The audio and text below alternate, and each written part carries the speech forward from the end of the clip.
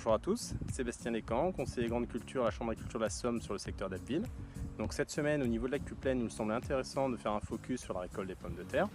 Donc au niveau des hâtives, la récolte vient de se terminer. Cette semaine, ça bat son plein pour les pommes de terre destinées à la conservation. C'est également le démarrage de la récolte pour le secteur de la fécule.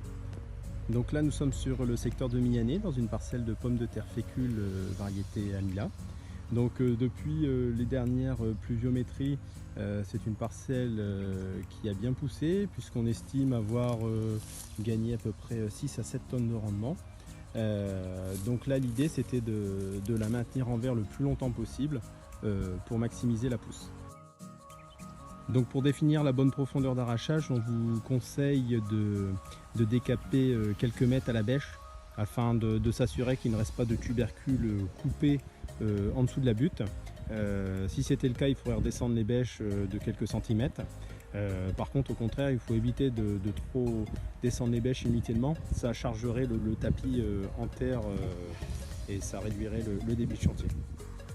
Donc dans ce genre de cas là où on a passé le broyeur il n'y a même pas une semaine, c'est uniquement pour des pommes de terre qui vont partir là dans la semaine, hein, puisque la peau n'a pas encore eu le temps de se former.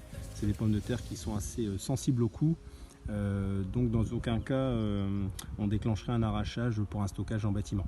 Alors, il faudrait attendre au moins 3 semaines que la peau soit bien formée et pour permettre de limiter les coûts. Donc là on est ici sur une parcelle de pommes de terre de consommation qui sont destinées à être stockées en bâtiment. Donc là on a un broyage qui a été effectué il y a à peu près 3 semaines et suivi d'un dessicant. Et là clairement on voit qu'il n'y a aucun souci pour décrocher les fans des tubercules. Et on a déjà une peau qui est suffisamment bien faite. Donc là, à cette température-là, le matin, on peut arracher. Actuellement, sur le secteur de Vignacourt, dans une parcelle de colza, se met en direct le 6 août, donc associé à des plantes compagnes. Donc nous voyons le sarrasin qui est en fleurs. Nous avons également le tournesol, de la févrole, du pois fourragé, du fenugrec, ainsi que du trèfle blanc nain. Donc le colza actuellement est au stade 5-6 feuilles, donc c'est une variété lignée peu sensible à l'élongation, mais étant donné les conditions climatiques annoncées ces prochains jours et le stade déjà avancé du colza, il est préférable de réguler cette semaine.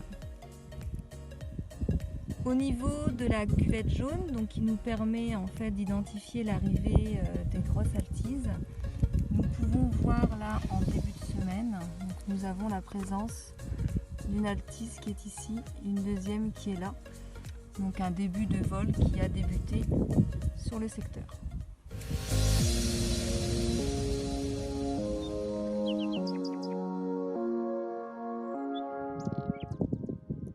Actuellement sur le secteur de Villers-Bocage, dans une parcelle de colza semée le 22 août.